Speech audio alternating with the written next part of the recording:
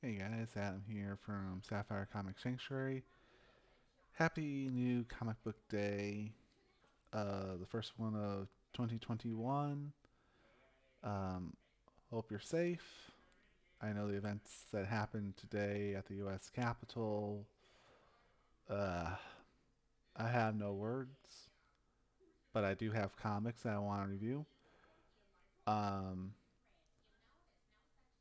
basically, since there were so many comics and DC had a very large week to kick off 2021, decided to make this video in two parts. I just finished reading my DC books for the week. I have my Marvel, just Marvel over there. I have no independence this week, surprisingly. Those will be in its own review uh, in a separate video. But nonetheless, let's go ahead and get started with DC Comics. All right, first up we have DC. We have Dark Knight's Death Metal, issue 7. This is the final book in the death metal saga. I, for one, am frankly glad that the event is done. I felt the event was carried out for too long, had way too many tie-ins. Um, I would prefer the I would prefer to pay $10 each for the main series to have an extended and not have all those crossovers. This was pretty good. It helped make the event make sense again. But basically, the subject here was um, Wonder Woman and Batman who laughs final cataclysmic battle across the multiverse, now known as the Omniverse, and how the Hands, who are the creators of all the multiverses, have their abilities to erase history and start anew, aka reboot. Um, I thought it was pretty interesting. I don't want to give spoilers out, but if you're reading death metal, I hope you enjoyed this. This actually made the entire event make sense. All right, first up we have Future State, the next Batman. There are actually a couple of stories in here. There's The Outsiders and Arkham Knight. We'll start with the next Batman story in here. I thought it was pretty good. It gave a cool new view on Gotham City as if it were a police state. I'm sorry, police city. And uh, basically, the rules are no mask. If you're wearing a mask, you'd be shot on sight. Very much V for Vendetta like. Premise was pretty good. World building was decent. And this is just the first issue out of four for all that. The next one was The Outsiders. Katana was front and center. And we watched her battle against the Magistrate's machines. I thought that was pretty cool. I'm not going to spoil it. And third was Arkham Knights. It was written a lot like a play or a military story. I thought it was decent, and gave more of an idea of what the magistrate is and why the Arkham Knight wants to fight for what it is. Well, not fight against it. I thought this was a very interesting read, so I am looking forward to issue 2 of this. All right. Next up is Future State, The Flash #1. Basically, this is uh, it's a well-known story if you've been reading Flash for a long time. Wally West is evil again. Barry's gotta save him. Not much else to say. I thought it was all right. To me, I had never read The Flash, so this is considered my first Flash book I've ever read. And I thought it was pretty good. So I'm looking forward to issue 2 and just getting a understanding of the story. And I know that it's a reused concept, so hopefully they come up with something original to build off The Flash in March. All right. Next up, we have DC Future State Harley Quinn #1.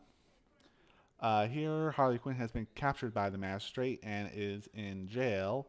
and she's being questioned by Scarecrow, and Scarecrow is negotiating with her for her freedom. She has to prove her worth by providing hints on how to capture certain criminals. So that's very interesting how she plans that out. There's two criminals that she plans captures for, and it's a pretty on the on the nail thing. Artwork could be a little bit more in depth in this book. Needs a little bit more background coloring. Perhaps the artist is new. Perhaps this is their first comic they've written. Um, they'll get there eventually. All artists start somewhere, but this is a beautiful cover nonetheless. All right, next up we have DC Future State Superman of Metropolis #1. Basically, what this book is um, Clark Kent's nowhere to be seen.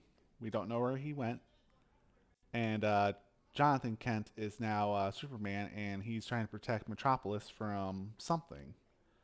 And there's this thing called the brain cells that the story's kind of centered around. Kara Zor-El makes an appearance in this book.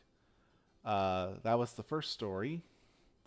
Guardian and Mr. Miracle, unfortunately, I didn't like either of those stories. I found them very boring and unnecessary to put in this book. But if you like it, awesome. I didn't, so I'm not going to mention anything more about them. But I'm really interested to see where this goes because I never read a Superman book, so this is considered my first Superman. So yeah, decent read, minus those other two stories. All right, next up is Swamp Thing. Swamp Thing Future State #1 from DC Comics. This is another fantastic story. I never read anything Swamp Thing, so this is my first Swamp Thing book. And I thought it was very interesting. We kind of see how Swamp Thing builds himself and builds his children from the green. Get a little background information about how he builds the organs and vocal cords and all that fun stuff. Basically, Swamp Thing is looking for humans, and there's a spawn of his that's like, I'm not sure you want to do that, but we'll see where that story goes. So I thought this was very interesting. But the best pick from all of Future State for this week, personally for me, is Future State Wonder Woman #1. This was a fantastic read by Joelle Jones. Beautiful artwork.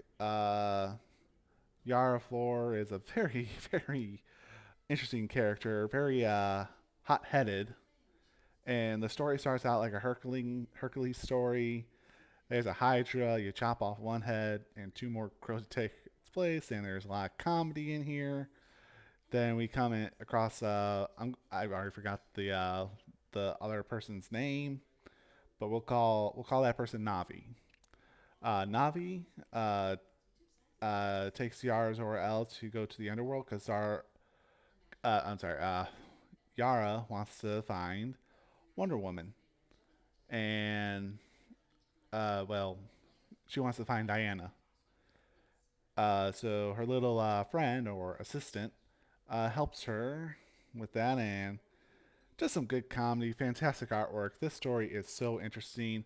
It's just a shame that this is just going to be two parts. It would be nice if this was a 4-part story, but uh, Zara, uh, uh, wow, sorry, wow. Zara Floral is going to be in other DC books. So this is my pick of the week from the DC Comics.